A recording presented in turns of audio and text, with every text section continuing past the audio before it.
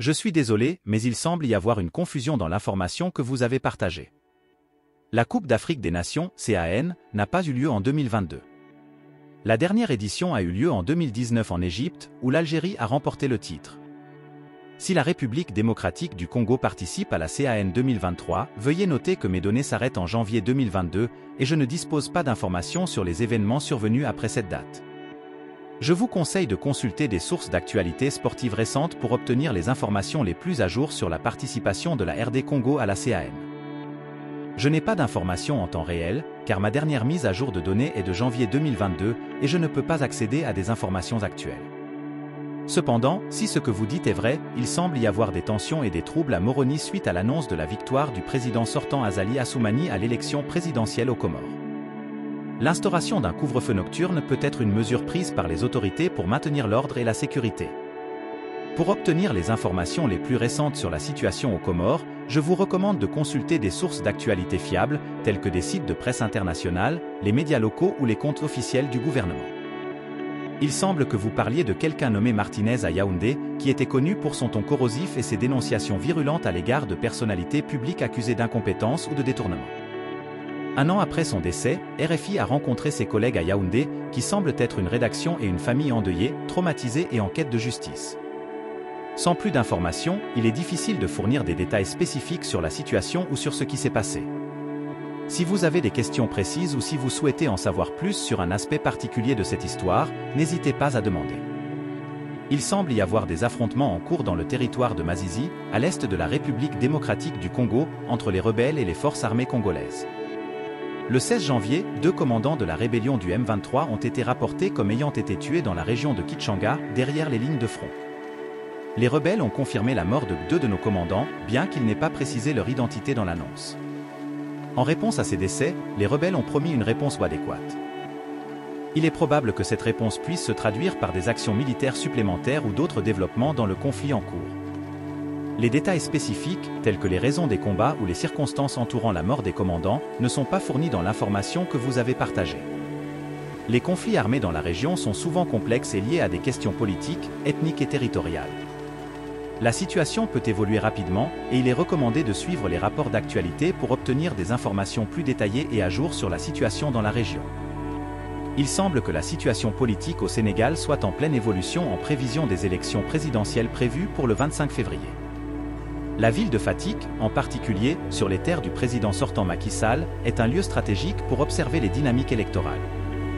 Le fait que Macky Sall ne se représente pas ouvre la voie à de nouveaux candidats et crée une opportunité pour d'autres forces politiques de s'affirmer.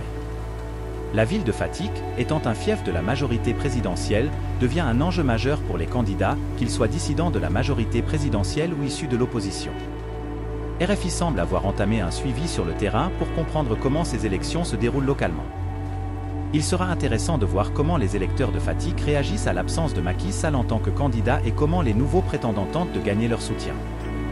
Les élections présidentielles sont souvent des moments cruciaux pour la démocratie et le Sénégal, qui a une longue tradition démocratique en Afrique, attire toujours l'attention internationale lors de ces événements.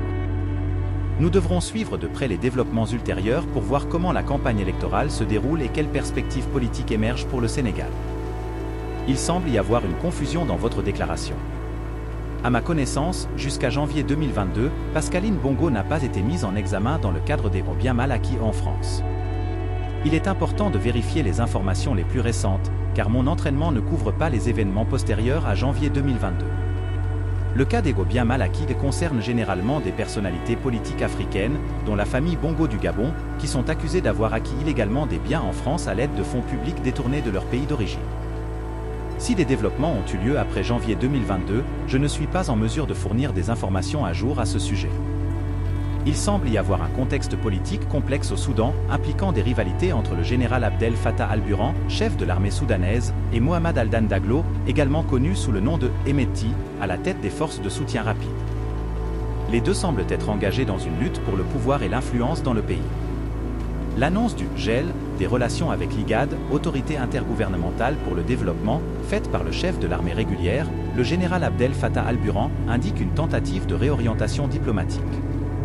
En accusant l'IGAD de violer la souveraineté du pays, le général Al-Burhan cherche peut-être à affaiblir l'influence de ce bloc régional des pays d'Afrique de l'Est au profit d'autres initiatives qu'il considère comme plus équilibrées du point de vue de l'armée.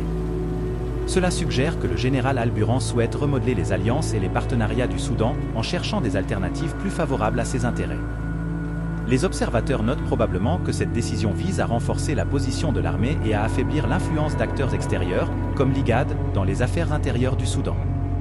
Cette situation pourrait être le reflet de tensions internes et de luttes de pouvoir qui peuvent avoir des implications à la fois sur le plan diplomatique et militaire dans la région.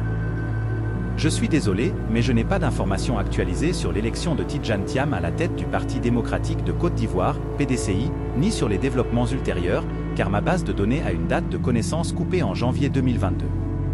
Pour obtenir les dernières informations sur cette situation, je vous recommande de consulter des sources d'actualité fiables, telles que des sites d'actualité en ligne, pour des mises à jour sur la réorganisation du PDCI et les développements liés à l'équipe de transition.